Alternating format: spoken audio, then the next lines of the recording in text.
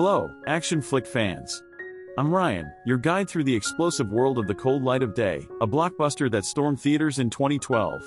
Warning, this video is loaded with action-packed spoilers. Fasten your seatbelts, and let's dive into the adrenaline-fueled chaos. The movie begins with a plane landing in Spain. Will Shaw arrives eagerly for a long-awaited vacation with his family. His father, Martin, warmly welcomes him, and they head towards a waiting boat. Despite a work call interrupting, Will politely asks for a break, aware of his father's aversion to such interruptions. At their destination, Will is greeted by his mother, Lori, his younger brother, Josh, and Josh's girlfriend, Dara, all brimming with smiles. The family eagerly anticipates a special dinner together, reminiscing about their nomadic past due to Martin's job. Lori expresses joy at having the family reunited, leading to a heartfelt toast to commence their evening. During a family outing at sea, Will's past comes up in a funny story, bringing laughter all around. But the joy is short-lived when he gets a troubling call, his expression turning serious, spreading sadness to everyone. Eventually, he shares the news of his company going bankrupt, casting uncertainty over the family. Alone by the seaside, he reflects on the situation. At dinner, he apologizes to his dad for dampening the mood. In a heartfelt conversation, Martin also apologizes, understanding his son's struggle. The next day, tensions rise as Will remains preoccupied with his ringing phone while out on the boat. His distraction leads to a dangerous situation when Martin urgently asks him to steer, and a speeding motorboat nearly collides with them. Will leaps to save his brother's girlfriend, Dara, from being hit. Amidst the chaos, Will's phone rings again, prompting Martin to throw it overboard, sparking a heated argument.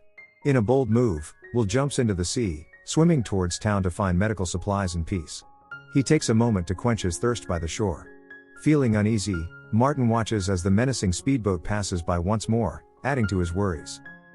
After returning to the beach, Will can't find his family's yacht.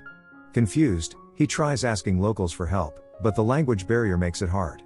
He ventures into the waves, hoping a group of young people can assist, but their words are as incomprehensible as the sea's sounds. Fear grows in Will's heart, thinking his family might have left him behind. Walking along the coast, he spots the yacht drifting alone in the moonlight. Something is amiss on board. Desperate, he seeks help at the police station, but the officers seem indifferent. After finally speaking to the captain, Will's name raises concern. They set out to find the stranded yacht under the cover of night. Their search leads them to a stranger, claiming to know Will, but his offer of help seems suspicious. Will tries to flee but is stopped by the officers. A wild chase ensues, ending in a crash. As hope seems lost, Will's father appears and saves him from further harm. Shaken but grateful, Will asks about his family, only to learn a shocking truth. Martin is a CIA agent, and their family is in danger. Martin promises to reunite them and receives a secret message, urging them to meet. They head to a safe house, where he plans their next move. At the meeting point with their team leader, Gene Carrick, Will and Martin arrive, unaware of a lurking sniper. Martin instructs Will to stay in the car, expressing pride in his son before heading to Carrick with suspicions about the situation. Martin reveals the men they took the briefcase from had kidnapped their family, demanding its return within 24 hours. However, Carrick informs them the briefcase is missing, leaving Martin searching for a solution. As Martin returns to the car, a sniper shoots him, ending his life. Overwhelmed with shock and grief, Will crawls to his father, tears streaming down his face. The ruthless sniper, Gorman, targets Will next, but he manages to grab Martin's gun and Carrick's cell phone, escaping just in time. Desperate, he flees, encountering a police officer who aims at him. Gorman intervenes, shooting the officer and initiating a shootout. Will runs, barely evading capture, and finds refuge in a park restroom to collect himself. Disguising himself with a hat and sunglasses, he discards the gun and orchestrates his arrest at the U.S. Embassy to protect himself. Inside the embassy, he shares his father's tragic death and the peril his family faces, but the official doubts him. Feeling disheartened, he leaves and encounters Carrick, who claims to be a friend of Martin's. Despite his doubts, Will agrees to her offer of help. As they drive, she probes about Martin's connections to the briefcase, arousing Will's suspicion. Pretending to be ill, he leaps from the car, vanishing into the bustling streets. Boarding a bus, he distances himself from the city, clutching Martin's phone, which incessantly rings with the same caller. Heart-sinking, he hears his mother's voice, yearning to speak to Martin. With a heavy heart, he informs her of his father's demise, sending her into tears. The caller, indifferent to their grief, persists in seeking the briefcase. Determined, he seeks help from Diego, a friend of his father. Meeting Diego's niece, Lucia, at his office, Will remains cautious. However, Carrick's agents arrive, and Lucia attacks them, allowing Will to fight back and confront his adversaries. Amidst the chaos, the enemy fights fiercely, and Will's strength wanes until he falls exhausted. Lucia, still on edge, aims her gun at Will, fearing he might pose a threat. Quickly, he explains their perilous situation and pleads for her help in finding Diego. Reluctantly, Lucia agrees, and they head to Diego's apartment. Upon arrival, they find the door open, prompting Will to prepare for trouble. Inside, they discover Diego's lifeless body. Will comforts Lucia, urging her to remain silent to avoid worsening the tense situation. Hearing a sound from the kitchen, he investigates and finds Carrick and Gorman. Fueled by anger and desperation, he demands answers about his father's death, holding them at gunpoint.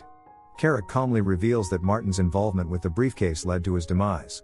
She offers to aid Will in finding his family but insists on learning about Martin's other connections. Suddenly, Lucia bursts into the room, sparking a gunfight. Will and Lucia flee to the rooftop, pursued by Carrick and Gorman. Trapped, Will devises a plan, lowering Lucia down with a rope. However, Gorman shoots him, causing him to fall injured. Lucia finds help while Will endures the pain, narrowly escaping further danger. They flee again, but Carrick catches up, causing a crash. As she prepares to shoot, bystanders intervene, granting Lucia and Will another chance to escape. Seeking refuge in a nightclub, Lucia pleads with a friend to provide medical help for Will. Despite initial hesitation, they treat Will's wound, though the bleeding proves difficult to stop, and he eventually passes out from the pain. Upon awakening, he confirms Martin's death to Lucia, who is shocked to find his picture on his phone. Lucia reveals a shocking truth: Martin was also known as Tom in Spain, and she is Will's half-sister, Martin's daughter. They board a train to reach the briefcase exchange location. Will, grappling with the revelation of Martin's secret life, decides to proceed alone, with Lucia promising to help from the nightclub. Upon arrival, a mysterious man instructs Will to act normally and leads him to a car. Anxious for information about his family, Will questions the man, who reacts violently, leaving him unconscious. When he awakens, he is tied to a chair, facing repeated punches. Zahir, the leader, reveals himself as an Israeli Mossad agent involved in a complex scheme to expose a corrupt CIA agent, a traitor. They realize Carrick framed Martin and has the briefcase, so they want Will to lure her out. Will briefly sees his family before Zahir releases him. Threatened with his family's fate, he is thrown out of the car, armed with a gun. Returning to Lucia's club, they devise a plan to trap Carrick. Their plan attracts Gorman, Carrick's associate, leading to a fierce fight. Despite Gorman's skills, they subdue him and interrogate him harshly, desperate for information about the briefcase and the exchange. Refusing to budge, they release him, and Will follows after him, leading to an underground parking lot where Gorman is trying to sell the briefcase. Zahir's men surround them, so Carrick kills the buyers, triggering a shootout. Will pursues Gorman, engaging in a fierce battle over the briefcase. Amid their struggle, a Mossad agent intervenes, shooting Gorman. Lucia's car crashes into him, causing a violent collision. As Carrick grabs the abandoned briefcase and flees, Will and Lucia chase after her in a high-speed pursuit. Despite Carrick's attempt to escape through a park, Will remains determined. Spotting her in traffic, he causes a crash. Struggling, Will and Lucia commandeer another car, with Carrick in relentless pursuit. Their intense battle ends with both cars flipping over dramatically. Carrick, holding the valuable briefcase, confronts them, but before she can act, Zahir and his agents arrive, ensuring their safety. Zahir guides Will to a meeting with his family, whom he had thought he lost forever. The reunion is deeply emotional, with tears and hugs mending their broken bonds. They also welcome Lucia warmly into their fold. Their peace is interrupted by Will's contemplation of a job offer from the CIA, leaving his future uncertain.